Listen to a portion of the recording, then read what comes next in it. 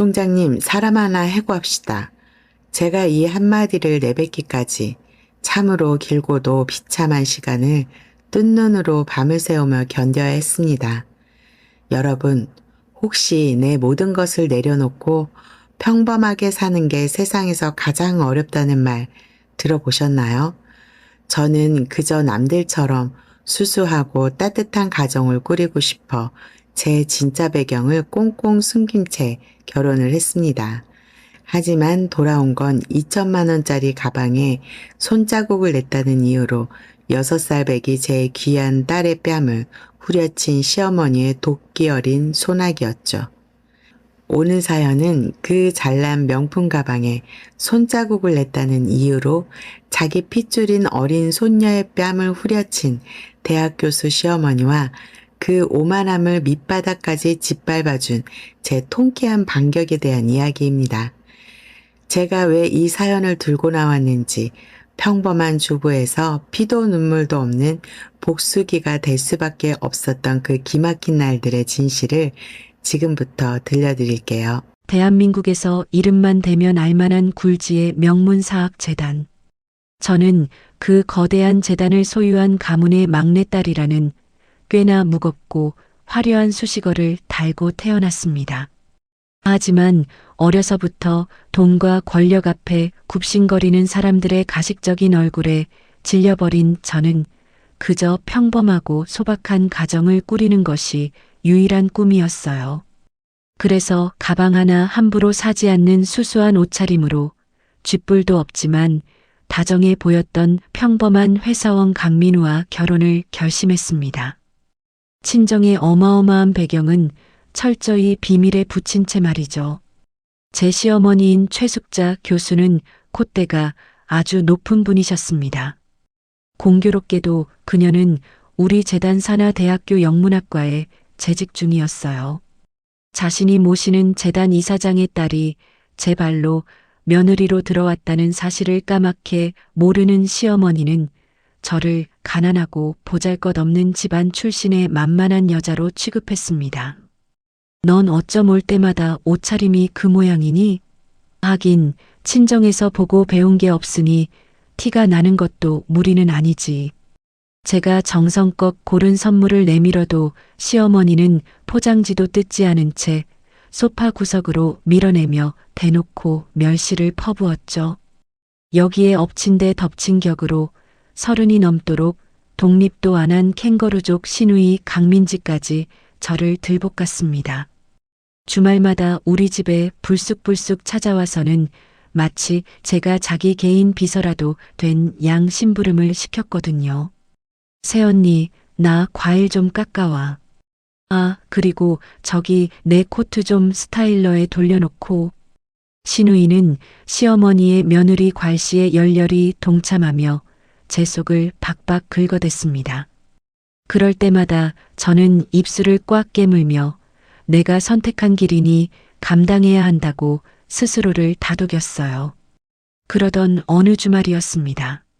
시어머니의 호출로 억지로 불려간 시댁 거실 한가운데에는 평소와 다른 묘한 분위기가 흐르고 있었어요. 탁자 위에는 시어머니가 백화점 VIP 명단에 이름을 올리고 몇 달을 기다려 받아냈다는 3천만 원짜리 한정판 악어가죽 가방이 떡하니 전시되어 있었습니다. 시어머니는 가방에 흠집이라도 날까봐 어루만지며 황홀한 표정을 짓고 있었죠. 그때 반짝이는 버클에 호기심이 생긴 6살 배기 제 딸 하은이가 꼬물거리는 손으로 가방 근처에 다가갔습니다. 우와, 할머니 이거 예쁘다. 아이가 가방에 채 손을 뻗기도 전이었습니다. 안 돼. 시어머니는 얼굴을 시뻘겋게 붉히며 아이의 어깨를 거칠게 밀쳐냈습니다. 아야. 바닥에 엉덩방아를 찧은 하은이가 놀란 눈으로 할머니를 올려다보았지만 시어머니의 입에서는 잔인한 폭언이 쏟아졌어요. 이게 얼만 줄 아니? 너 같은 애들은 평생 구경도 못할 물건이야. 어디 함부로 더러운 손을 대. 그 서슬 퍼런 호통에 놀란 하은이가 닭똥 같은 눈물을 뚝뚝 흘리며 제품으로 파고들었습니다. 아직 세상 물정도 모르는 어린 손녀에게 비수 같은 모욕을 쏟아내는 시어머니를 보며 저는 억장이 무너져 내리는 것 같았습니다. 저는 아이를 감싸 안으며 떨리는 목소리로 항의했습니다. 어머니, 애가 뭘 안다고 그러세요? 만진 것도 아닌데 이렇게까지 밀치실 필요는 없잖아요. 하지만 소파에 누워 태평하게 TV만 보던 남편은 몸을 일으키기는커녕 도리어 저를 원망했습니다. 아, 당신이 애 좀 잘 보지 그랬어. 어머니 가방 엄청 비싼 건데 흠집이라도 나면 어쩌려고 그래. 핏줄인 손녀가 바닥에 나뒹굴었는데도 고작 가방 쪼가리 하나에 안절부절 못하는 남편과 시어머니. 그들의 천박한 물신주의에 치가 떨렸지만 저는 덜덜 떠는 아이의 등을 토닥이며 속으로 깊은 분노를 삭혀야만 했습니다. 그 소동이 끝난 후 시어머니는 가방을 마치 신주단지 모시듯 비단 보자기에 싸서 안방에 고이 모셔두었습니다. 그러고는 저를 거실로 다시 불러내어 일방적인 명령을 내렸어요. 다다음 주 금요일 저녁에 내 대학 동료 교수들이 집들이 겸 오기로 했다. 그 전에 와서 재료를 준비하고 당일에는 10명분 코스 요리 차려내라. 저는 기가 막혀서 한숨을 내쉬었습니다. 어머니, 저 금요일엔 퇴근도 늦고 하은이 하원도 시켜야 해서 시간 내기가 빠듯해요. 출장 뷔페를 부르시는 건 어떨까요? 제가 난색을 표하자 남편이 인상을 팍 쓰며 거들었습니다. 야, 며느리로서 어머니 기 좀 세워드리는 게 그렇게 억울하냐? 교수님들 오시는데 정성스럽게 밥 한 끼 대접하는 게 뭐 대수라고 그래.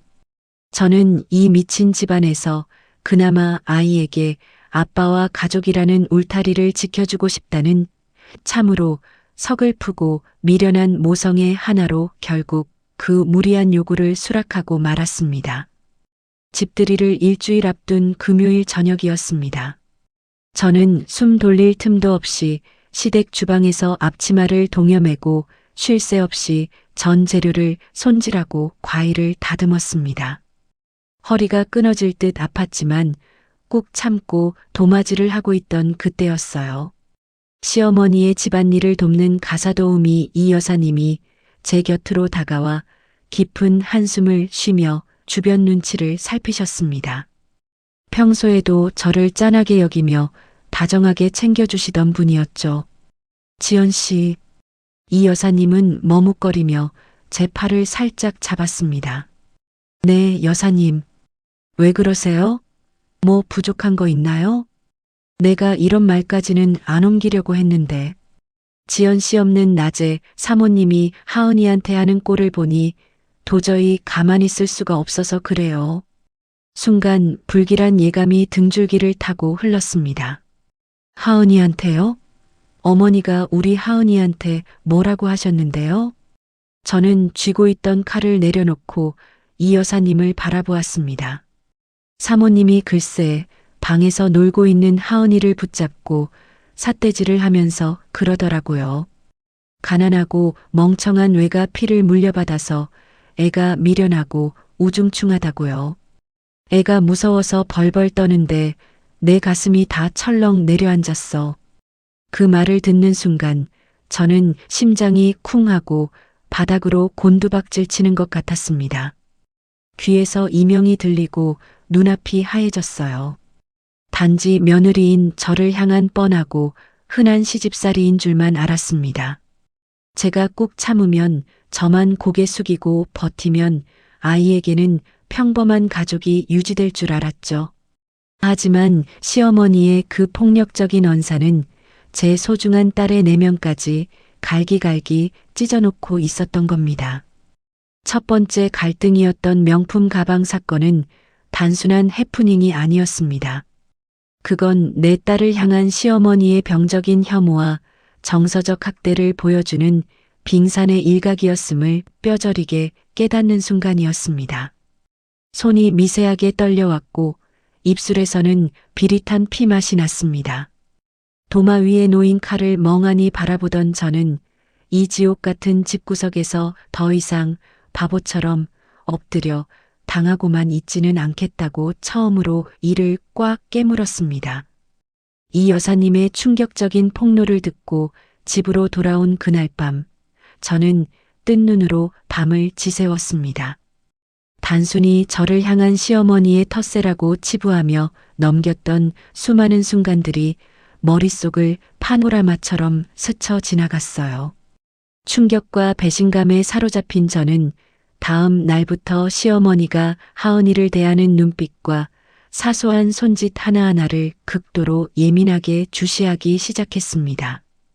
가만히 지켜보니 시어머니는 제가 안 보는 틈을 타서 아이를 흘겨보거나 거칠게 물건을 낚아채는 등 교묘하게 정서적인 폭력을 가하고 있었더군요.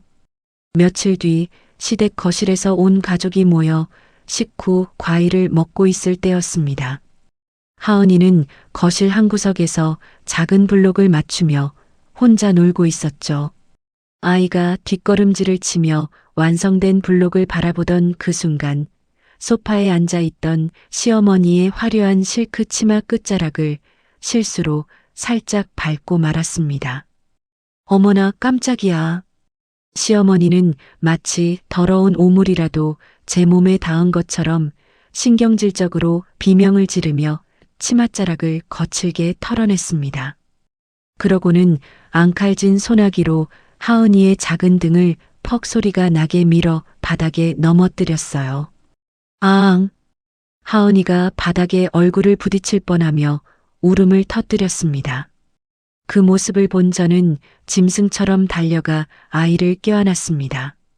어머니, 애가 실수로 살짝 밟은 건데 왜 애를 밀치고 그러세요? 다치면 어쩌시려고요? 제가 눈을 부릅뜨고 항의하자 시어머니는 오히려 기가 찬다는 듯 콧방귀를 뀌며 저를 노려보았습니다. 어디서 눈을 동그랗게 뜨고 어른한테 대들어? 내년 가정교육이 그 모양 그 꼴이니 애가 저렇게 천박하고 미련하게 크는 거 아니냐? 내 치마가 얼만 줄이나 알고 떠들어? 제 딸을 안고 부들부들 떠는 저를 두고 남편은 그저 과일 포크를 입에 문 채로 귀찮다는 듯 고개만 돌릴 뿐이었습니다. 그날 저녁 집으로 돌아온 저는 참다 못해 퇴근 후 씻고 나온 남편을 붙잡았습니다. 당신 오늘 어머니 행동 봤지? 그리고 이 여사님한테 들었는데 어머니가 나 없을 때 하은이한테 가난한 피를 물려받아 미련하다며 삿대질까지 하셨대. 당신이 나서서 당장 조치를 취해줘. 나 더는 못 참아. 저는 남편의 팔을 붙잡고 애원하듯 쏟아냈습니다. 하지만 남편은 제 손을 짜증스럽게 뿌리치며 인상을 팍 썼습니다. 아, 진짜 피곤하게 왜 그래? 어머니가 워낙 깔끔 떠시고 예민하셔서 치마 밟히니까 홧김에 그러신 거잖아. 그런 사소한 걸 가지고 무슨 학대니 뭐니 과대포장을 해? 당신 요새 무슨 피해망상 있어?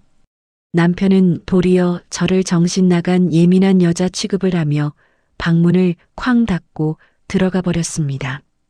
굳게 닫힌 방문을 멍하니 바라보며 저는 철저한 방관자이자 마마보이인 남편의 어처구니 없는 태도에 헛웃음이 났습니다. 돈과 권력의 굴레에서 벗어나 그저 평범하고 따뜻한 가족을 갈망하며 선택했던 이 결혼 생활. 과연 이 쓰레기 같은 울타리가 내 귀한 딸을 지켜줄 수 있는 안식처가 맞는지 근본적인 회의감이 해일처럼 밀려왔습니다. 그 주 주말이었습니다. 꼴도 보기 싫은 시누이가 예고도 없이 우리 집 현관 비밀번호를 삑삑 누르고 당당하게 쳐들어왔습니다. 소파에 털썩 주저앉은 시누이는 다리를 꼬며 대뜸 손을 내밀었어요. 새언니, 나 300만 원만 줘. 이번 달에 가방 하나 긁었더니 신용카드가 연체돼서 정지 먹었어. 마치 맡겨놓은 돈을 찾으러 온 채권자 같은 태도였죠. 저는 차갑게 가라앉은 눈으로 시누이를 쳐다보며 단호하게 잘라 말했습니다. 아가씨, 카드값은 아가씨가 직접 벌어서 갚으세요. 저한테 그런 돈 없고 설령 있어도 빌려드릴 생각 없습니다. 제 냉정한 거절에 신우이는 눈을 까뒤집으며 자리에서 벌떡 일어났습니다. 뭐, 쥐뿔도 없는 집구석에서 시집와서 우리 오빠 돈으로 호강하는 주제에 어디서 주제 파악을 못하고 훈질이야. 적반하장으로 난동을 부리던 신우이는 씩씩거리며 자기 핸드폰을 꺼내 시어머니에게 전화를 걸었습니다. 스피커폰으로 연결된 전화기 너머에서 시어머니의 표독스러운 목소리가 거실 전체에 쩌렁쩌렁 울려 퍼졌어요. 아이고, 그깟 푼돈 300도 안 내놓는 천박하고 째째한 년. 친정이 거지 같으니 돈 무서운 줄만 알지. 민지야, 내가 알아서 그년 기강 좀 꽉 잡아라. 저는 그 모욕적인 폭언을 조용히 듣고만 있었습니다. 스피커폰을 끄고 들었지? 오빠 오기 전에 돈이나 준비해놔. 라며 도망치듯 나가는 신우이의 뒷모습을 보며 저는 뼈저리게 통감했습니다. 내가 재단 이사장의 막내딸이라는 진짜 배경을 숨기고 베풀어온 그 모든 양보와 인내가 저 천박한 인간들에게는 그저 짓밟기 좋은 만만한 먹잇감일 뿐이었음을 말이죠. 다음 날 오후 유치원에서 돌아온 하은이가 화장실에서 손을 씻고 나오다 말고 갑자기 바닥에 털썩 주저앉았습니다. 하은아, 왜 그래? 어디 아파? 제가 놀라서 다가가자 하은이는 온몸을 사시나무 떨듯 벌벌 떨며 제 품에 안겼습니다. 엄마, 나 할머니 집 가기 싫어. 할머니 눈 무서워. 나 또 때리면 어떡해. 아이의 바지가 축축하게 젖어 들어가는 것을 본 순간 제 심장은 갈기갈기 찢겨나가는 것 같았습니다. 극도의 공포에 질려 오줌까지 지린 딸의 흔들리는 눈동자. 제가 미처 보지 못한 사이 시어머니가 아이에게 가한 정서적 학대와 공포가 제 상상을 초월하는 수준이었음을 확인한 순간이었습니다. 등골이 서늘해지며 억눌러왔던 뜨거운 분노가 활화산처럼 끌어올랐습니다. 저는 젖은 바지를 갈아입히고 아이를 다독여 침대에 재웠습니다.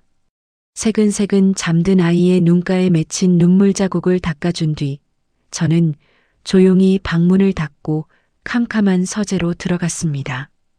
비밀번호를 누르고 금고 깊숙한 곳을 열어 오랫동안 빛을 보지 못했던 서류 봉투를 꺼내 책상 위에 펼쳐 놓았어요. 거기에는 명문사학재단 이사장인 아버지의 이름과 제 이름이 나란히 적힌 가족관계 증명서, 그리고 제 몫으로 배당된 막대한 재단 지분량도 서류들이 들어 있었습니다. 그동안 평범한 가정을 지키겠다는 저만의 오만하고 이기적인 집착으로 꽁꽁 봉인해 두었던 제 진짜 권력.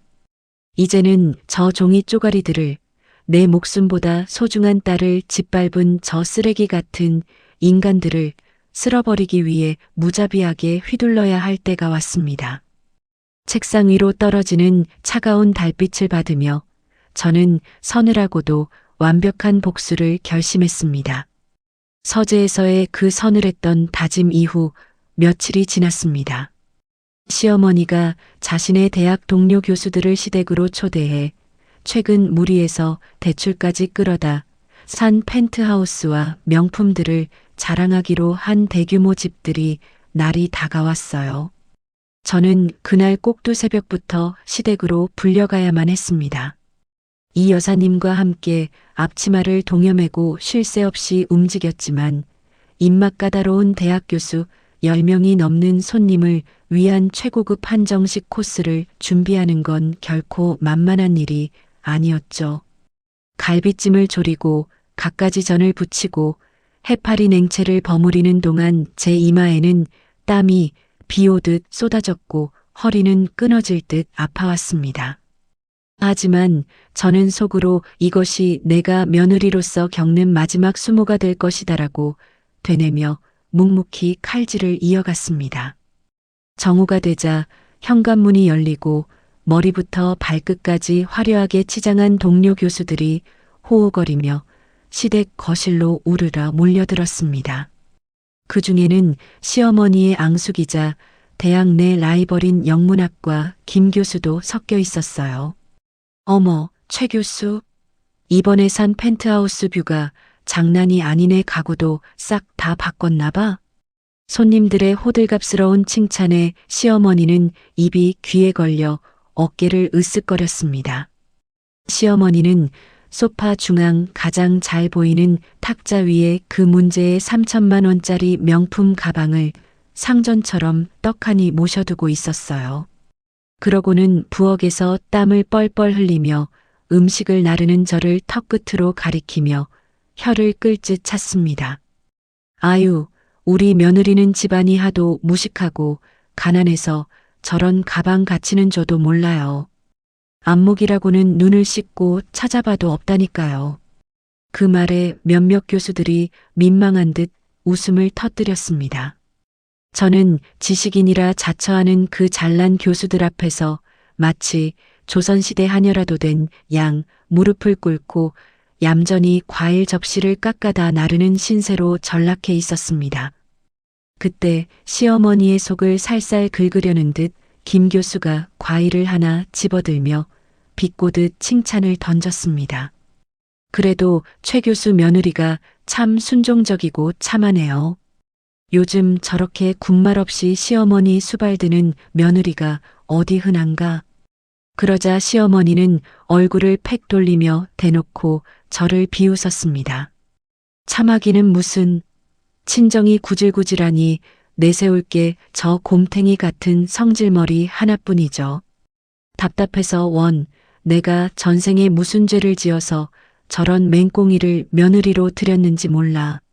눈앞에서 대놓고 저를 조롱거리로 삼고 있었지만 저는 과일 접시를 내려놓으며 그저 표정을 굳힌 채 묵묵히 바닥만 내려다보았습니다. 저들의 오만함이 언제까지 갈지 한번 끝까지 지켜보자는 심산이었죠. 모두가 저를 헐뜯으며 웃고 떠들던 바로 그 순간이었습니다. 안방에서 낮잠을 자고 있던 6살 하은이가 밖이 시끄러웠는지 부스스 눈을 비비며 거실로 걸어 나왔습니다. 아이는 자기가 제일 좋아하는 낡은 곰 인형을 품에 꽉 안은 채 잠결에 비틀거리며 걸음을 옮기고 있었어요. 우리 똥강아지 깼어?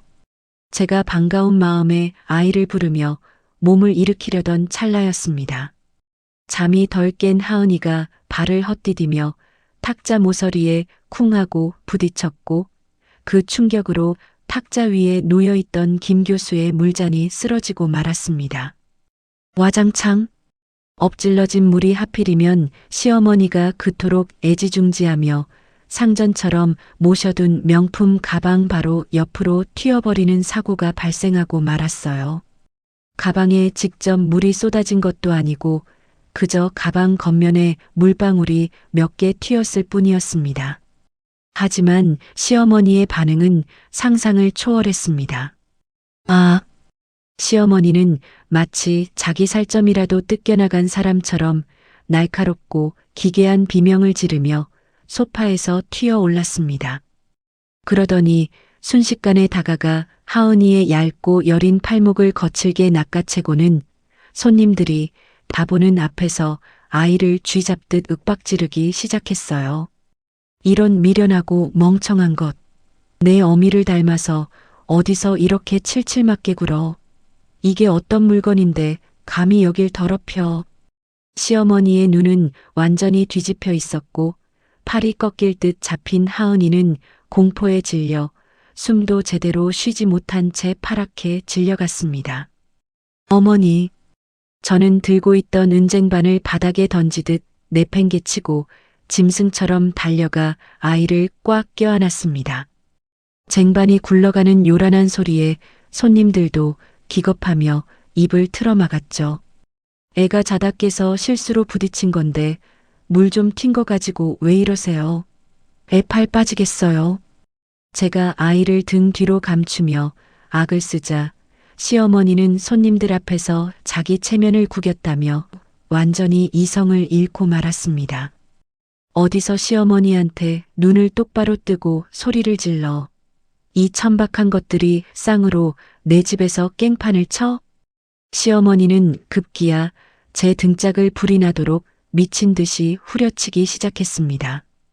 짝! 짝! 짝! 둔탁한 마찰음이 거실에 울려 퍼졌고 제 등과 어깨에는 화끈거리는 통증이 밀려왔지만 저는 오직 제 품에서 덜덜 떠는 하은이를 보호하기 위해 온몸을 웅크렸습니다. 그 참담한 광경에 거실에 앉아있던 초대받은 동료 교수들조차 당황하여 서로의 눈치를 보며 수군거리기 시작했습니다. 세상에, 최 교수 왜 저래? 애를 잡네 잡아. 가방에 물 좀 튄 거 가지고 저렇게까지 할 일이야? 며느리 패는 것 좀 봐. 소름 끼쳐. 분위기는 순식간에 싸늘하게 얼어붙었고 교수들의 얼굴에는 경멸과 당혹감이 스쳤습니다. 하지만 시어머니는 분위기를 수습하기는커녕 가방에 물 한 방울이라도 스며들었을까봐 호들갑을 떨며 실크 손수건으로 가방을 닦아대기에 여념이 없었어요. 그러고는 바닥에 주저앉아 있는 저와 하은이를 향해 삿대질을 하며 소리쳤습니다.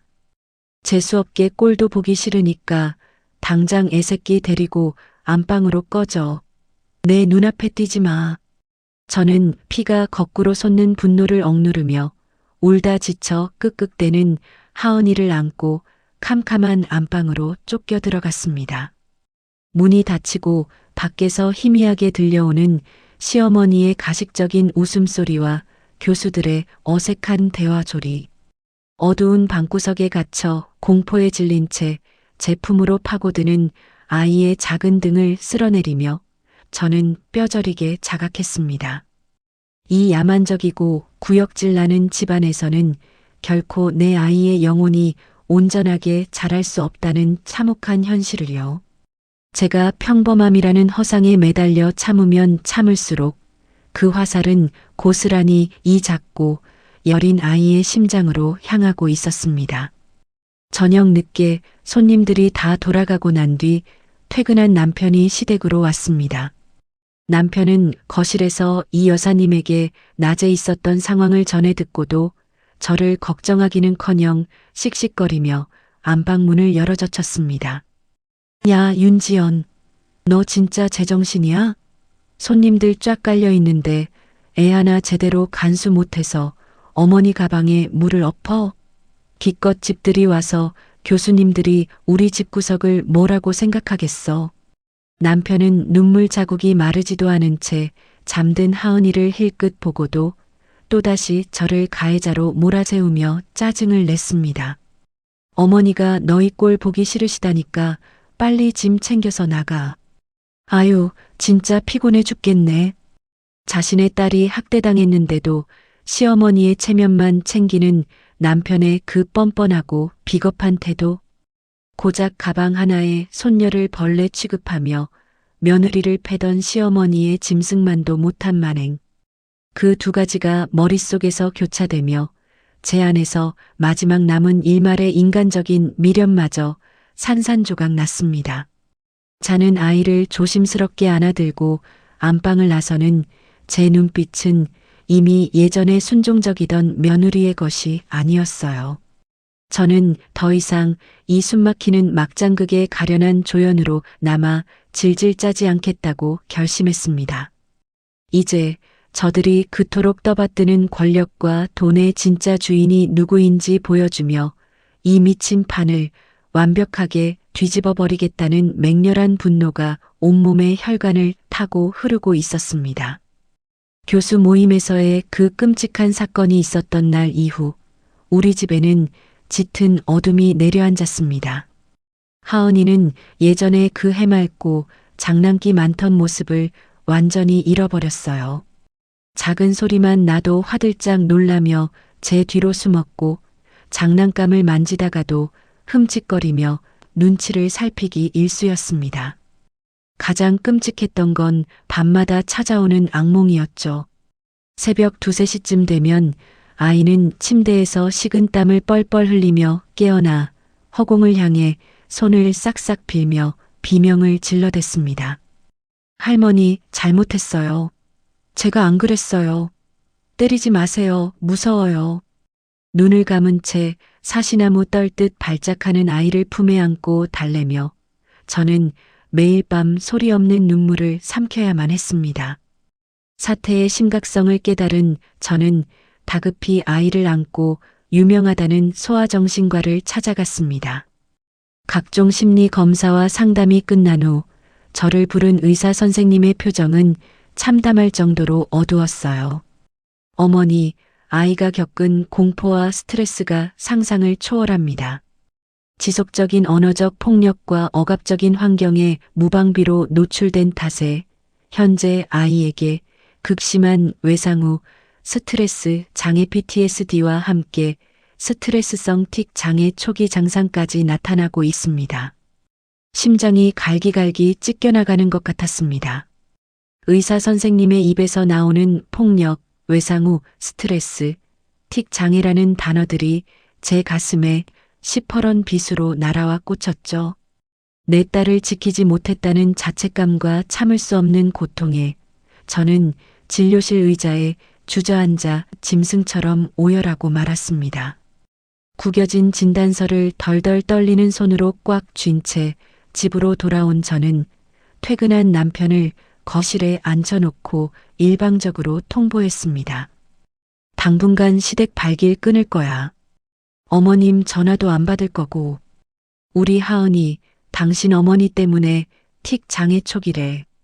앞으로 난 오직 하은이 심리 치료에만 전념할 테니까 당신 집안일은 당신이 알아서 해. 최소한 아이 아빠라면 진단서를 보고 충격이라도 받을 줄 알았습니다. 하지만 남편은 탁자 위에 놓인 진단서를 툭 던지듯 밀쳐내며 인상을 구기고 소리를 빽질렀어요. 아, 진짜 적당히 좀 해. 애들이 크면서 놀라기도 하고 울기도 하면서 다 겪는 일 가지고 무슨 정신과까지 들락거리면서 유난을 떨어. 당장 이번 주말이 우리 아버지 제사인 거 몰라? 며느리가 제사 빠질 생각은 꿈도 꾸지 마. 내 딸의 시퍼렇게 멍든 마음보다 죽은 자기 아버지의 제사상과 표독스러운 시어머니의 비위 맞추기를 우선시하는 남편. 핏줄인 자식의 고통 앞에서조차 저토록 무심하고 뻔뻔한 그 징그러운 몰골을 똑똑히 마주한 순간 제 안에서 무언가 툭 하고 끊어지는 소리가 났습니다. 그동안 남편이라는 이름 하나로 품고 있었던 마지막 한 줌의 미련과 일말의 기대마저 저는 그 자리에서 쓰레기통에 쳐넣어 버렸습니다. 이틀 뒤 시어머니는 아무 일도 없었다는 듯 뻔뻔하게 제게 문자를 보냈습니다. 자신이 그토록 끔찍하게 학대했던 손녀에 대한 걱정은 단 한 줄도 없었죠. 주말 제사상에 올릴 최고급 완도산 전복 특대 사이즈, 마장동일 한우 양지머리랑 산적용 고기 넉넉히, 그리고 최상급 돔 2마리. 다 합치면 100만 원쯤 할 테니 내 신용카드로 결제해서 금요일 퇴근길에 당장 시댁으로 가져와라. 명령조로 꽉 찬 그 문자를 보는 순간 헛웃음이 터져 나왔습니다. 저는 곧바로 시어머니에게 전화를 걸었습니다. 어머니, 며칠 전에도 남편한테 말씀드렸지만 저 이번 제사 못 갑니다. 하은이가 어머니 때문에 밤마다 발작하고 틱 장애 진단까지 받았어요. 내 상태가 이런데 무슨 심부름이고 제사입니까? 제 카드로 결제할 일도 없을 테니 아들한테 시키세요. 감정을 철저히 배제한 채 냉정하게 선을 긋자 전화기 너머에서 불을 뿜는 듯한 시어머니의 쌍욕이 쏟아지기 시작했습니다. 뭐, 이 미친년이 돌았나? 어디 감히 근본도 없는 가난한 집구석에서 굴러들어온 년이 하늘 같은 시댁 행사에 반기를 들어? 애새끼가 틱이 오든 발작을 하든 그건 내년이 유난을 떨어서 그런 거고 그 어미의 그 딸년이라고 꼴에 아주 상전 노릇을 하려고 들어. 하필이면 그때 제 옆에서 조용히 블록을 맞추고 있던 하은이가 핸드폰 스피커 너머로 터져나오는 시어머니의 표독스러운 저주와 찢어지는 목소리를 듣고 말았습니다. 아, 할머니 목소리 싫어. 무서워. 하은이는 양손으로 귀를 틀어막고 바닥에 엎드려 발작하듯 자지러지게 울음을 터뜨렸습니다. 저는 떨리는 손으로 통화 종료 버튼을 꾹 눌러버리고는 숨 넘어가게 우는 아이를 바닥에 주저앉아 꽉 끌어안았습니다. 내가 틀렸다. 내가 미친년이었다. 피를 토하는 심정에 뼈저린 후회가 몰려왔습니다. 재단 이사장의 딸이라는 꼬리표를 떼고 그저 평범한 가정을 지키며 살고 싶다는 제 알량하고 이기적인 집착. 그 가짜는 평범함이 오히려 가장 튼튼한 방패가 되어 주어야 할 내 딸을 맨몸으로 지옥불 구덩이에 밀어 넣었다는 사실을 비로소 깨달았습니다. 아이의 눈물을 닦아주며 저는 과거 제가 결혼을 앞두고 짐을 싸서 집을 나설 때 아버지가 이사장실로 저를 불러 당부하셨던 그 묵직한 약속을 떠올렸습니다.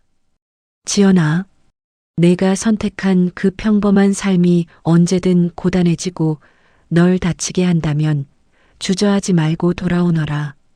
언제든 이 아비가 내 쉴 곳과 내 앞을 가로막는 것들을 쳐낼 무기를 내어주마. 저는 하은이를 다독여 억지로 잠을 재운 뒤 거실 소파에 똑바로 앉아 핸드폰을 집어들었습니다.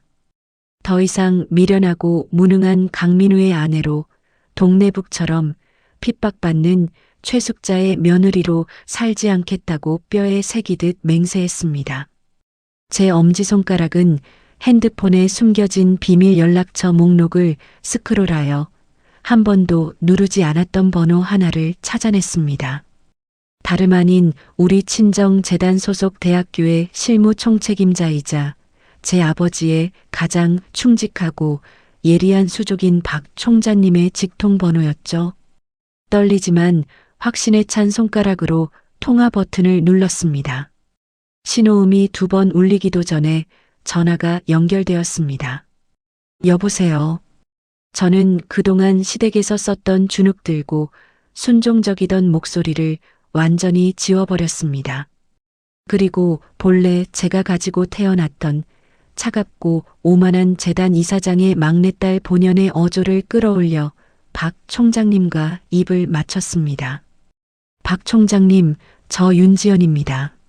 아이고, 지연 이사님, 정말 오랜만이십니다. 그간 평안하셨습니까? 수화기 너머로 들려오는 박 총장님의 깍듯하고 정중한 목소리. 저는 인사치레를 차갑게 생략하고 곧바로 본론으로 들어갔습니다.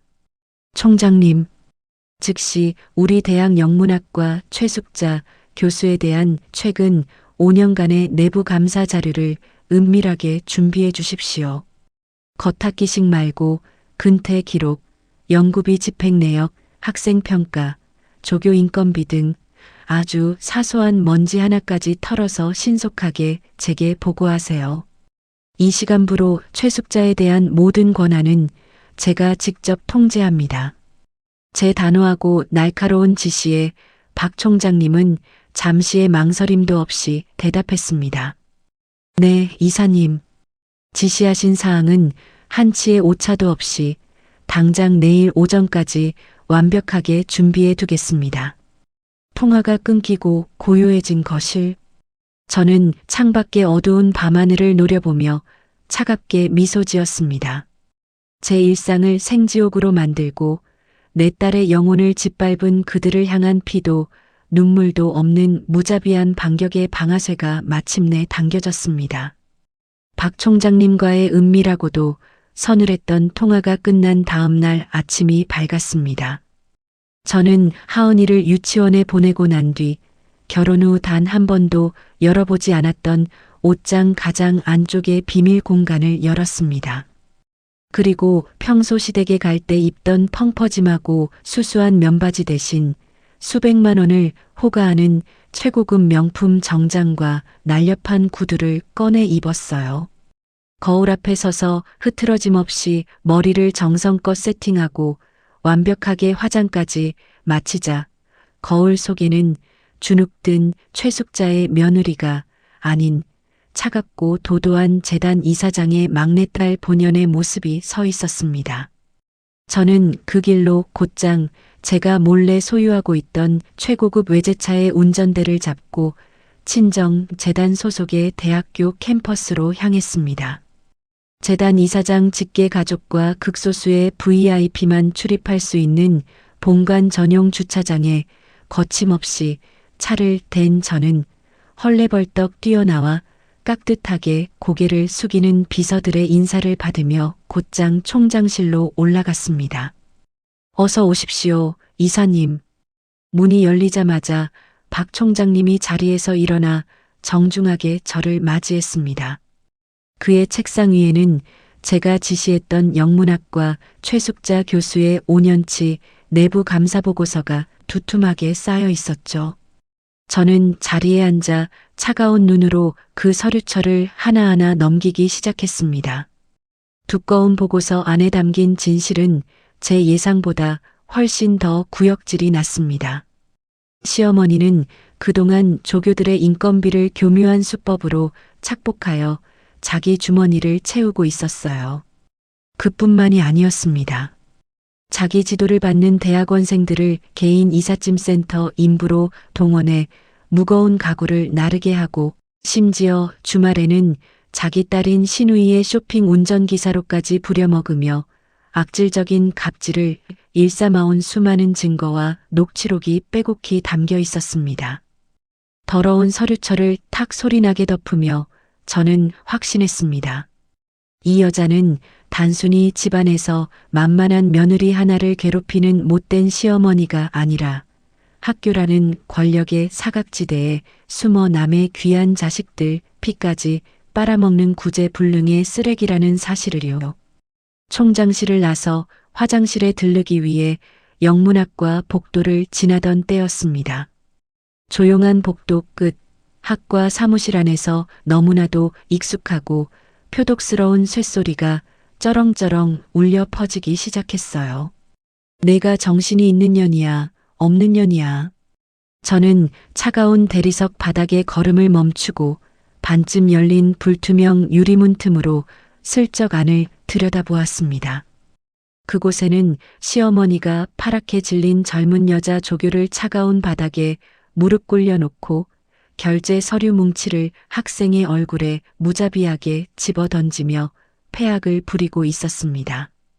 흩날리는 A4 용지들 사이로 시어머니의 잔인한 폭언이 이어졌습니다. 너같이 가난하고 멍청한 것들은 대학원에 남아있을 가치도 없어. 어디서 근본도 없는 게 굴러들어와서 뇌물을 흐려. 그 순간 제 등줄기를 타고 소름이 쫙 돋았습니다. 가난하고 멍청한 것들.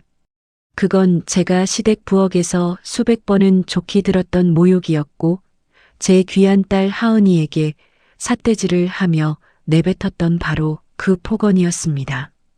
자신보다 약하고 만만한 사람을 짓밟으며 얄팍한 우월감을 느끼는 그 악마 같은 광경을 두 눈으로 직접 목격하고 나니 제 마음속에 아주 티끌만큼 남아있던 시어머니에 대한 0.1%의 인간적인 예의조차 변기통에 쳐넣어버려야겠다는 확고한 명분이 섰습니다. 때마침 복도 저편에서 익숙한 목소리들이 들려왔습니다. 얄미운 신우이가 유명 카페에 비싼 커피와 간식을 양손 가득 들고 학과 사무실로 배달을 오고 있었고 그 옆에는 남편이 주머니에 손을 찔러 넣고 기고만장한 표정으로 걷고 있었어요. 아유, 우리 엄마 덕에 교수님들 간식도 챙기고 내가 쏜다 싸. 그들 가족이 학교에서조차 어머니의 알량한 권력을 등에 업고 어떻게 위세를 떨치며 썩어 문드러졌는지 뼛속 깊이 실감하는 순간이었습니다. 저는 그 역겨운 가족들과 마주치기 전 차가운 미소를 지으며 조용히 발길을 돌려 건물을 빠져나왔습니다. 집으로 돌아오는 차 안. 저는 조수석에 둔 시어머니의 갑질 증거 원본 파일들을 핸드폰으로 하나하나 스캔했습니다. 그리고 한치의 망설임도 없이 제 개인 보안 이메일과 재단 감사실 다이렉트 핫라인으로 안전하게 전송 버튼을 눌렀어요. 띠링 마이너스 하는 전송 완료 알림음이 차 안에 울려 퍼질 때 제 심장은 그 어느 때보다 차갑고 평온하게 뛰고 있었습니다. 그날 저녁 식사 시간. 퇴근하고 돌아온 남편은 밥을 먹다 말고 눈치를 슬금슬금 살피며 입을 열었습니다. 저기 당신. 주말 아버지 제사상에 올릴 고기랑 전복은 엄마 말대로 좋은 걸로 주문했어? 기분 좀 풀고 내일은 일찍 퇴근해서 제사 준비하러 가자. 어쩌면 저렇게 상황 파악을 못하고 뻔뻔할 수 있을까요? 저는 들고 있던 숟가락을 우아하게 내려놓고 아주 덤덤한 표정으로 남편의 얼굴을 쳐다보았습니다. 걱정 마. 내가 다 알아서 할 테니까. 이번 제사에는 내가 직접 어머님이 가장 아끼시고 좋아하실 만한 아주 특별한 선물을 들고 찾아뵐 거니까 기대해도 좋아. 제가 의미심장한 미소를 지으며 대답하자 남편은 바보같이 안도하는 화색을 띠었습니다. 제가 드디어 고집을 꺾고 자기 어머니의 권위 앞에 납작 엎드려 굴복한 줄 알았던 모양이죠. 거봐, 진작 그렇게 고집 꺾고 숙였으면 우리 집안이 얼마나 평화로워. 당신도 참 피곤하게 산다니까. 가식적인 미소를 지으며 밥을 푹푹 떠먹는 남편을 보며 저는 식탁 아래로 주먹을 꽉 쥐고 비릿한 조소를 삼켰습니다. 그래, 실컷 비웃고 안도해라. 다가오는 이번 주말 제삿날이 당신들 쓰레기 같은 가족이 평생 누려온 그 모든 거짓된 권력과 오만함이 산산조각 나는 아주 완벽하고 처절한 제삿날이 될 테니까. 식사를 마치고 남편을 거실로 밀어낸 뒤 저는 방으로 들어와 하은이를 일찌감치 재웠습니다. 아이가 행여나 깰까 이불을 잘 덮어준 저는 다시 옷장 깊숙한 비밀 공간을 열었습니다. 그곳에서 제 진짜 이름표인 재단 이사장 직계 가족 신분증과 한도 없는 블랙카드를 꺼내 들었습니다. 손끝에 닿는 차가운 플라스틱 카드의 감촉. 저는 내일 시댁에 들고 갈 가장 비싼 에르메스 핸드백 안에 그 무기들을 조용히 챙겨 넣었습니다. 이제 모든 준비는 끝났습니다. 제사 하루 전날 밤이었습니다. 저는 방금 전까지도 뒤척이다 겨우 잠이 든 하은이의 곁에 누워 아이의 땀 맺힌 이마에 부드럽게 입을 맞췄습니다. 하은아, 우리 딸. 내일 어떤 거대한 태풍이 몰아치더라도 엄마가 온몸을 던져서라도 우리 하은이의 예쁜 미소 꼭 지켜줄게. 속으로 단단히 약속을 새기며 아이의 작은 손을 꼭 쥐어본 뒤 저는 조용히 방문을 닫고 거실로 걸어 나왔습니다. 거실 소파에 홀로 앉아 캄캄한 창밖을 바라보며 저는 아주 잠시 동안 깊은 생각에 잠겼습니다. 내일 날이 밝고 제 진짜 신분을 그들에게 드러내는 순간 제가 그토록 필사적으로 부여잡고 싶었던 평범하고 소박했던 삶은 영원히 종료되는 것이었으니까요. 아무리 발버둥 쳐도 피할 수 없는 제 원래의 무거운 자리로 돌아가야 한다는 사실에 잠시 씁쓸한 망설임이 스쳤습니다. 하지만 그 알량한 망설임은 오래가지 않았습니다.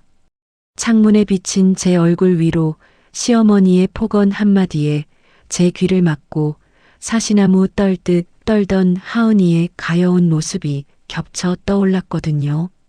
게다가 오늘 낮 학교 복도에서 제자에게 서류 뭉치를 집어 던지며 악마처럼 웃고 있던 시어머니의 추악한 민낯까지 떠오르자 제 안의 망설임은 일순간 눈 녹듯 사라지고 차가운 의석만이 남았습니다.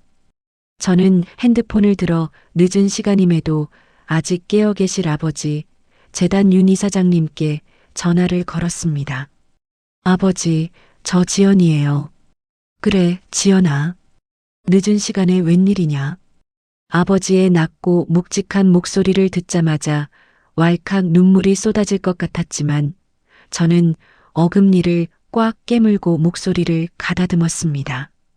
아버지, 저 이제 길었던 방황과 철없는 반항 끝내려고요. 이제 재단의 일원으로서 제 당연한 자리를 되찾겠습니다. 서늘하고 단호한 제 선언에 수화기 너머에서는 한동안 짙은 침묵이 흘렀습니다. 그리고 이내 깊은 한숨 뒤에 아버지의 목소리가 들려왔어요. 그래. 그동안 내 고집대로 평범하게 살아보겠다고 마음고생 참 많았다. 내가 내일 그곳에서 어떤 피바람을 일으키고 어떤 결정을 내리든 이 아비가 재단의 모든 힘을 동원해 내 뒤를 완벽하게 닦아주마. 넌 그저 내가 마땅히 누려야 할 자리로 당당하게 돌아오기만 해라. 그 말씀은 마치 거대한 산처럼 제 등 뒤를 든든하게 받쳐주었습니다. 아버지와의 전화를 끊은 저는 지체 없이 다시 박 총장님에게 연락을 취했습니다. 총장님, 내일 오후 3시부로 영문학과 최숙자 교수에 대한 긴급 징계위원회를 소집하십시오. 그리고 즉각적인 직위해제 및 대기 발령 통보서를 작성해서 제 결제 대기 상태로 두세요. 날카로운 제 지시에 박 총장님은 명심하겠습니다. 이사님. 이라는 짧고도 묵직한 대답을 남겼습니다. 다음 날 아침 결전의 날이 밝았습니다. 저는 평소 시댁에 제사를 지내러 갈 때마다 입던 펑퍼짐하고 수수한 면바지와 늘어난 티셔츠를 쓰레기통에 처박아 버렸습니다. 대신 옷장 깊숙이 묻어두었던 수천만 원짜리 명품 브랜드의 트위드 투피스를 꺼내 입고 목선을 화려하게 감싸는 다이아몬드 목걸이와 귀걸이로 머리부터 발끝까지 저를 완벽하게 치장했습니다. 거울 속에는 더 이상 눈치 보며 주눅 들어있던 며느리가 아니라 서늘한 카리스마를 내뿜는 재단 상임이사가 서 있었죠. 그때 방문을 열고 거실로 걸어 나온 남편이 화려하고 압도적인 제 모습을 보고는 기겁을 했습니다. 아침 물을 마시려다 그대로 뿜을 뻔한 남편은 눈이 휘둥그레져서 소리쳤어요. 너 지금 제정신이야? 수수한 척 혼자 다 하더니 그 미친 듯이 비싼 옷이랑 번쩍거리는 보석들은 다 어디서 났어? 너 제삿날에 미쳤어. 당황스러움과 짜증이 뒤섞인 남편의 멍청한 질문을 저는 벌레 보듯 차갑게 무시했습니다. 그리고 예쁜 원피스로 갈아입힌 하은이의 손을 꽉 잡고 곧장 지하 주차장으로 향했습니다.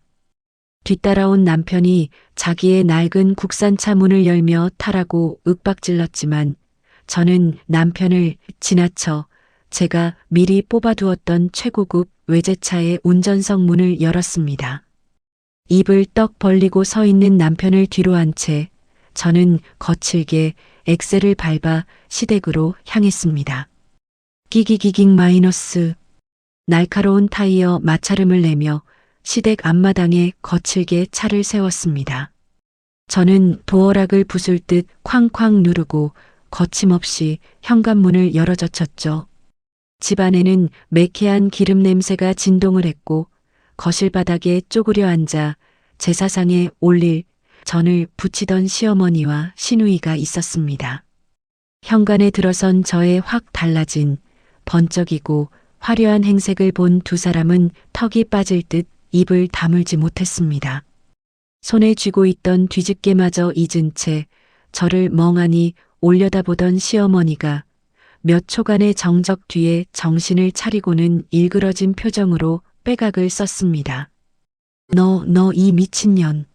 신성한 시아버지 제사에 어디 술집 작부처럼 천박하게 화장을 떡칠하고 와서 길을 빳빳하게 세워. 시어머니가 뒤집개를 바닥에 내던지며 날카롭게 쏘아붙이자 시누이 역시 기름 묻은 손을 앞치마에 벅벅 닦으며 다가왔습니다. 신우이는 제 어깨에 걸친 에르메스 가방과 다이아몬드 목걸이를 힐끗거리더니 얄밉고 경박한 목소리로 깐족거렸어요. 새언니 진짜 미쳤어? 우리 오빠 몰래 사채라도 끌어다 썼어? 어디서 짝퉁으로 온몸을 휘감고 와서 사모님 행세야 징그럽게. 그들의 저급하고도 수준 낮은 조롱에 저는 대꾸조차 하지 않았습니다. 그저 구두를 신은 채로 성큼성큼 거실로 걸어 들어가 시어머니가 늘 상전처럼 앉아있던 거실 상석 소파에 털썩 주저앉았습니다. 다리를 우아하게 꼬고 앉은 저는 여왕처럼 차갑고 오만한 시선으로 바닥에 주저앉아 있는 두 사람을 번갈아 응시했습니다. 평소라면 현관에서부터 고개를 숙이고 들어와 헐레벌떡 앞치마부터 찾았을 며느리가 구두도 벗지 않은 채 너무나 꼿꼿하고 당당하게 소파를 차지하고 앉아 있자 시어머니는 본능적인 위압감을 느끼는 듯했습니다. 하지만 애써 기세를 올리며 핏대를 세우고 소리쳤죠. 이 미친년아, 당장 그 천박한 옷 안 벗어? 빨리 옷 갈아입고 와서 앞치마 안 매. 그 찢어지는 비명소리를 들으며 저는 천천히 다리를 풀고 자리에서 일어났습니다. 그리고 입가에 서늘하고도 비릿한 조소를 띠며 시어머니의 눈을 똑바로 쳐다보고 한 글자 한 글자 똑박또박 대답했습니다. 어머님, 오늘부터 이 구역질 나는 집안에서 내가 앞치마를 매거나 당신들 쓰레기 같은 수발을 들 일은 내 죽는 날까지 영원히 없을 겁니다. 제 입에서 튀어나온 믿을 수 없이 거침없는 말과 싸늘한 경고에 시어머니의 얼굴은 경악으로 물들었고 거실에는 폭풍전야의 팽팽하고도 숨막히는 긴장감이 감돌기 시작했습니다. 뭐, 내년이 지금 뭐라고 짓거렸어. 며느리의 당돌하고 불손한 반란에 분기탱천한 시어머니는 목핏대를 세우며 발악했습니다. 그녀는 도저히 믿을 수 없다는 듯 두 눈을 부릅뜨고는 당장 내 집에서 굴러나가라며 악을 써댔죠. 때마침 주차를 마치고 뒤늦게 현관으로 들어온 남편은 거실의 살벌한 분위기에 흠칫 놀라더니 이내 쩔쩔매며 제 곁으로 다가왔어요. 야, 윤지연, 너 갑자기 왜 이래? 빨리 안 일어나고 뭐해? 남편은 억지로 저를 일으켜 세우려 제 팔목을 거칠게 잡아당겼습니다. 하지만 저는 벌레를 털어내듯 그 손을 매몰차게 뿌리치고는 오히려 소파에 더욱 깊숙이 기대앉아 그들을 비웃듯 내려다보았습니다. 어른들이 고함을 지르며 밀치고 당기는 끔찍하게 혼란스러운 상황. 그 소란스러운 틈을 타 거실 한편 구석에서 불안하게 서성이던 하은이가 뒷걸음질을 치고 있었습니다. 아이는 신우이가 조금 전에 쥐어주었던 딸기맛 젤리를 손에 꽉 쥔 채 어른들의 고성에 겁을 먹고 바들바들 떨고 있었어요. 그러다 그만 신우이가 제 기를 죽이겠다며 굳이 안방에서 꺼내와 소파 옆 탁자에 올려두었던 시어머니의 분신, 그 3천만 원짜리 명품 가방을 젤리가 묻어 끈적이는 손으로 무심코 짚어버리고 말았습니다. 아이가 중심을 잃고 비틀거리며 가방을 짚는 순간 매끄러운 악어 가죽 위로 끈적하고 붉은 아이의 손자국이 선명하게 찍히고 말았죠. 그 찰나의 순간을 귀신같이 발견한 시어머니는 그야말로 눈이 완전히 뒤집혀 이성을 잃고 말았습니다. 아, 내 가방. 마치 사냥감을 노리는 야수처럼 기괴한 비명을 지르며 튀어오른 시어머니는 망설임 없이 어린 하은이에게 미친 듯이 달려들었어요. 이 눈치코치도 없는 거지발사계 같은 것. 내깟 것들이 평생 죽어라 이래도 못 갚을 물건에 어딜 감히 더러운 손을 대. 경악스러운 저주가 끝나기도 전이었습니다. 시어머니의 크고 억센 손바닥이 허공을 가르더니 피할 틈도 없이 하은이의 작고 여린 뺨을 무자비하게 후려치고 말았습니다. 짱 마이너스. 소름 끼치는 파열음이 거실 전체를 찢을 듯 울려 퍼졌습니다. 그 무자비한 타격에 하은이의 작은 몸이 허공으로 붕 뜨는가 싶더니 이내 차가운 거실 바닥으로 픽 고꾸라지며 나뒹굴었어요. 아앙, 엄마. 뺨이 시뻘겋게 부어오른 아이는 숨이 넘어갈 듯 자지러지는 비명을 지르며 오열하기 시작했습니다. 그 충격적인 광경을 목격한 순간 제 머릿속에서 팽팽하게 당겨져 있던 마지막 이성의 끈이 툭 하고 끊어져 버렸죠. 내 목숨보다 귀하고 소중한 딸이 내 두 눈앞에서 저런 천박한 쓰레기에게 짓밟히다니. 저는 짐승 같은 괴성을 지르며 자리에서 튀어 올랐습니다. 남편이 기겁하며 당신 지금 뭐 하려는 거야? 라고 소리치며 저를 막아서려 했지만 저는 맹렬한 기세로 돌진하며 남편의 명치를 구두굽으로 거칠게 걷어차 밀쳐내버렸습니다. 컥! 하며 나동그라지는 남편을 밟고 지나간 저는 바닥에 쓰러져 발버둥 치는 하은이를 제품이 부서져라 꽉 끌어안았어요. 컥! 하며 나동그라지는 남편을 밟고 지나간 저는 바닥에 쓰러져 발버둥 치는 하은이를 제품이 부서져라 꽉 끌어안았어요. 아이의 찢어진 입술 사이로 붉은 피가 배어나오는 것을 확인한 순간 제 안의 모든 인간적인 인내심과 관용은 영원히 증발해버렸습니다. 저는 덜덜 떠는 아이를 감싸 안은 채 고개를 돌려 시어머니를 노려보았습니다. 당장이라도 목을 졸라 숨통을 끊어버릴 듯 살기가 번뜩이는 제 눈빛에도 시어머니는 아랑곳하지 않고 씩씩거렸습니다. 그녀는 오직 제 가방에 묻은 얼룩을 물티슈로 닦아내는 데만 혈안이 되어 있었죠. 뭘 꼬라봐. 어미나 딸년이나 천박하고 못 배운 피는 못 속인다더니 내 귀한 가방 물어낼 돈 없으면 당장 내 집에서 꺼져버려. 시어머니는 가방을 품에 안고 짐승처럼 울부짖으며 저를 향해 삿대질을 해댔습니다. 저는 천천히 숨을 고르며 품에 안긴 하은이의 귀를 양손으로 부드럽고 단단하게 막아주었습니다.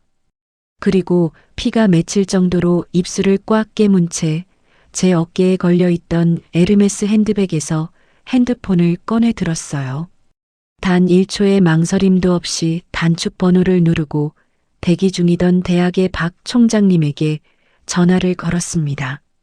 전화가 연결되자마자 저는 거실 전체가 쩌렁쩌렁 울리도록 스피커폰의 볼륨을 최대로 키웠습니다. 매캐한 기름 냄새와 아이의 울음소리로 아수라장이 된 그 거실 한가운데서 저는 얼음장처럼 차갑고 거대한 목소리로 선언했습니다. 박 총장님, 영문학과의 쥐새끼 같은 사람 하나 당장 해고합시다. 제 서늘한 명령이 떨어지기가 무섭게 핸드폰 스피커 너머로 박 총장님의 무자비하고도 깍듯한 대답이 거실벽을 강타했습니다. 네, 재단 상임이사님. 지시하신 대로 영문학과 최숙자 교수는 지금 이 시간부로 즉각 직위해제 조치하겠습니다. 아울러 그간의 횡령과 갑질 증거들을 토대로 가장 무거운 수위의 파면을 위한 긴급징계위원회 회부 및 형사고발 절차를 즉각 실행하겠습니다. 순간 시댁 거실에 거짓말처럼 정적이 내려앉았습니다. 며느리 입에서 무심하게 툭 튀어나온 총장이라는 단어. 그리고 수화기 너머에서 들려온 이사님, 직위해제, 파면, 형사고발이라는 믿을 수 없는 단어들의 조합. 방금 전까지도 미쳐 날뛰며 악을 쓰던 시어머니와 옆에서 깐족대던 시누이, 명치를 부여잡고 끙끙대던 남편의 얼굴이 일순간 백지장처럼 하얗게 질려버렸습니다. 시어머니는 들고 있던 물티슈를 툭 떨어뜨린 채 귀신이라도 본 것처럼 사시나무 떨듯 온몸을 떨기 시작했죠. 그녀의 눈동자는 제 화려한 행색과 핸드폰을 번갈아 보며 미친 듯이 흔들리고 있었습니다. 저는 경악과 극도의 공포에 질려 숨조차 제대로 쉬지 못하는 시어머니를 차갑게 내려다보았습니다. 최숙자 씨, 당신이 그토록 비위 맞추며 굽신거리던 재단 윤 이사장의 친딸이자 이 대학의 실질적인 주인이 바로 나 윤지연입니다. 제 입에서 터져나온 진실은 그녀가 평생을 바쳐 쌓아온 알량한 허영과 오만의 밑바닥을 가장 처참하고 완벽하게 짓밟아 버렸습니다. 사태 파악이 끝난 시어머니의 무릎이 꺾이더니 그토록 애지중지하던 3천만 원짜리 명품 가방을 바닥에 내동댕이 치고 제 앞으로 기어왔어요. 지연아. 아니, 이사님. 네, 내가 미쳤었나 보다. 제발 한 번만 용서해다오. 그녀는 제 바짓가랑이를 부여잡고 눈물 콧물을 쏟아내며 비참하게 변명을 늘어놓으려 발악했습니다. 하지만 저는 그 더러운 손을 구두코로 차갑게 밀어내며 매섭게 쏘아붙였어요. 당신 가방에 묻은 젤리 얼룩은 물티슈로 닦으면 그만이지만 당신이 방금 내 귀한 딸 얼굴에 남긴 붉은 얼룩은 당신의 남은 인생을 옥살이로 다 보내도 절대 못 지울 거다. 제 차가운 선고의 시어머니는 그 자리에서 넋을 잃고 짐승 같은 오열을 터뜨렸습니다. 저는 사색이 되어 무릎을 꿇고 벌벌 떠는 남편의 면상에 핸드백에서 꺼낸 제 진짜 가족관계 증명서와 재단 서류들을 가차없이 집어 던졌습니다. 당장 이혼 서류에 도장 찍을 준비나 해. 내 딸 근처에 얼씬거리면 그땐 내 놈들 숨통도 끊어버릴 테니까. 마지막 통보를 마친 저는 품 안에서 훌쩍이는 하은이를 번쩍 안아들었습니다. 쓰레기장보다 못한 역겨운 악취가 진동하는 시댁의 현관문을 부수듯 걷어차 열고 밖으로 나섰죠. 눈부신 햇살이 쏟아지는 마당을 가로질러 걷는 제 발걸음은 그 어느 때보다 당당하고 찬란했습니다. 그렇게 저는 허울뿐이었던 지옥 같은 평범함을 완벽하게 벗어던지고 제 딸을 지키기 위해 기꺼이 피도 눈물도 없는 여왕으로 귀환했습니다. 그 운명적인 제삿날 사건이 있고 주말이 지난 월요일 오전 제가 지시했던 대로 우리 재단 산하 대학교에는 거대한 피바람이 몰아쳤습니다. 시어머니는 출근하자마자 총장실로 불려가 즉각적인 직위해제 통보를 받고 연구실에서 쫓겨났어요. 곧이어 제가 한라인으로 넘겼던 조교에 대한 폭언과 서류 투척, 대학원생 사역 동원, 연구비 착복 및 횡령 증거들이 한꺼번에 펑펑 터지기 시작했습니다.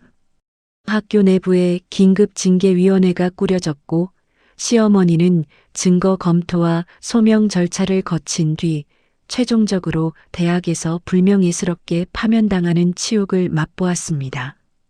그뿐만이 아니었습니다.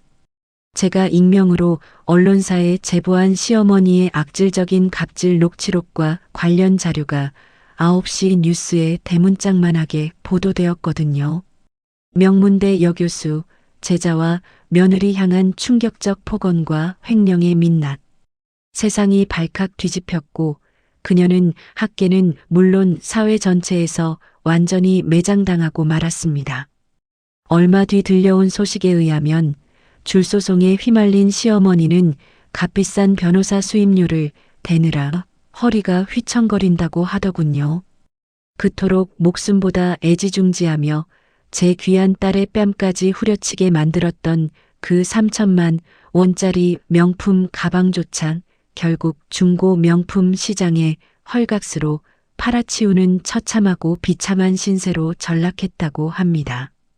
신우이의 최후 역시 그 어미 못지않게 초라했습니다. 오빠 돈과 제 돈을 뜯어내 산 명품들을 인스타그램에 올리며 금수저 행세를 하던 과거가 네티즌들에게 모조리 털렸거든요. 오빠 돈으로 호강하던 빈대 신우이라는 온갖 조롱의 대상이 되었고 견디다 못한 신우이는 결국 계정을 삭제해버렸습니다. 카드값 연체와 빚이 불어나 생활고에 시달리게 된 그녀는 지금은 낡은 시댁 구석방에 처박혀 한 발자국도 밖으로 나오지 못하는 은둔형 외톨이가 되었다고 해요. 모든 사태의 원흉이었던 남편은 어땠을까요? 뒤늦게 제 진짜 정체를 알게 된 남편은 자신이 제 발로 걷어차 버린 어마어마한 부와 권력을 깨닫고는 땅을 치며 후회했습니다. 그는 매일같이 쏟아지는 비를 맞으며 재단 본관 앞까지 찾아왔어요. 제가 탄 차가 나타나면 무작정 달려들어 범퍼를 부여잡고 무릎을 꿇은 채 찌질한 눈물 콧물을 흘리며 제발 한 번만 용서해 달라고 빌어댔습니다. 지연아, 내가 미쳤었어. 내가 우리 하은이 아빠잖아. 제발 한 번만 봐주라. 하지만 저는 창문 한 번 내려주지 않고 훈련된 재단 경호원들을 시켜 그 쓰레기를 가차없이 바닥에 내동댕이 치게 만들었습니다. 저는 즉시 국내 최고 승률을 자랑하는 대형 로펌의 에이스 변호인단을 가동했습니다. 남편과 시댁 식구들을 상대로 한 100m 이내 접근 금지 가처분 신청을 받아냈고 이혼 소송 역시 단숨에 끝장내버렸어요. 법정에서 구질구질하게 선처를 호소하는 남편을 향해 저는 위자료 한 푼조차 더러워서 안 받겠다며 콧방귀를 뀌어주었습니다. 대신 친권과 양육권을 완벽하게 제 것으로 가져오며 그들 가족의 더러운 이름 자체를 제 빛나는 인생의 기록에서 영구적으로 삭제해버렸습니다. 도장 찍힌 이혼 서류를 받아들고 법원을 나서던 날 뺨에 닿던 시원한 바람을 저는 평생 잊지 못할 겁니다. 구역질 나는 인연들이 모두 정리된 후 저는 오랫동안 저를 올가매던 평범하고 우울한 주부의 허울을 완전히 벗어던졌습니다. 그리고 제 본래 자리인 친정재단의 핵심 상임이사로 정식 취임하여 본격적이고 강단 있는 학교 경영에 돌입했죠. 아버지는 길었던 방황을 끝내고 서늘한 카리스마로 무장하여 제자리를 찾은 제 등을 자랑스럽게 두드리며 크게 흐뭇해하셨습니다. 박 총장님을 비롯한 재단의 모든 임직원과 학교 관계자들 역시 비리를 척결하고 원칙을 세우는 저의 단호하고 공정한 리더십에 깊은 신뢰와 뜨거운 박수를 보내주었습니다. 무엇보다 가장 감사한 일은 우리 하은이가 지옥 같았던 할머니의 억압에서 완벽하게 구출되었다는 사실입니다. 최고급 아동심리 전문가들을 총동원하여 세심한 치료를 병행했고 제가 모든 시간을 쏟아부어 따뜻한 사랑을 듬뿍 준 결과 아이의 틱 장애와 악몽은 씻은 듯이 사라졌습니다. 지금 하은이는 예전의 그 해맑고 사랑스러운 천사의 미소를 기적처럼 완전히 되찾았어요. 엄마 사랑해. 라며 제 목을 와락 끌어안는 딸의 온기를 느낄 때마다 저는 제가 내린 독한 결단이 1000번 만번 옳았음을 깨닫습니다. 이제 주말 아침이면 우리는 더 이상 시어머니의 억지 호출에 심장이 철렁 내려앉지 않습니다. 한강에 눈부신 윤슬이 내려다 보이는 고급 펜트하우스에서 늘어지게 늦잠을 자며 세상 그 누구의 눈치도 보지 않는 가장 평화롭고 나른한 하루를 시작하죠. 아, 그리고 시댁에서 유일하게 저를 인간으로 대해주시고 진실을 알려주셨던 가사도우미 이 여사님 기억하시죠? 저는 이 여사님을 우리 집 정식 하우스 매니저로 파격적인 급여를 제시하며 스카우트했습니다. 지금은 그녀의 다정하고 따뜻한 보살핌 아래 우리 모녀는 더할 나위 없이 완벽하고 행복한 일상을 영위하고 있답니다. 달빛 인생 TV 시청자 여러분, 가끔 백화점 VIP 라운지를 거닐다 쇼윈도 너머로 시어머니가 제 목숨보다 환장하던 그 한정판 명품 가방과 똑같은 모델을 우연히 마주칠 때가 있습니다. 그럴 때면 저는 걸음을 멈추고 씁쓸하면서도 후련한 미소를 지으며 사람의 진정한 가치가 과연 어디에서 오는지 다시금 가슴에 새기곤 합니다. 남의 귀한 딸을 짓밟고 껍데기뿐인 명품으로 값싼 우월감과 허영심을 채우며 거들먹거리던 오만한 사람들. 그들은 결국 자신들이 평생 피땀 흘려 남을 짓밟고 쌓아 올린 그 거짓된 모래성 아래 무참히 깔려 스스로 파멸의 길을 걷고 말았습니다. 돈이 아무리 많아도 겉모습을 아무리 화려하게 치장해도 그 속이 썩어 문드러진 사람의 끝은 짐승보다 비참하다는 것을 저는 똑똑히 목격했습니다. 저는 내 사랑하는 딸 하은이에게 수천만 원짜리 껍데기뿐인 명품 가방을 물려주는 엄마가 되지 않을 겁니다. 대신 세상 어떤 폭력과 불의 앞에서도 남의 시선에 흔들리지 않고 스스로를 당당하게 지켜낼 수 있는 단단한 자존감과 진짜 힘을 물려주는 강인한 엄마가 되기로 거듭 다짐합니다. 눈치코치 없는 거지발사계가 아니라 세상에서 가장 귀하고 반짝이는 다이아몬드 같은 내 딸 하은이. 오늘도 저는 그 작고 따뜻한 손을 꽉 맞잡은 채 눈부신 햇살이 쏟아지는 찬란한 내일을 향해 세상 그 누구보다 당당하고 아름다운 걸음을 내디딥니다. 저의 길고도 숨막혔던 고백을 끝까지 들어주신 시청자 여러분, 여러분의 삶에도 언제나 거짓 없는 진짜 다이아몬드 같은 반짝임만 가득하시기를 진심으로 응원하겠습니다. 감사합니다.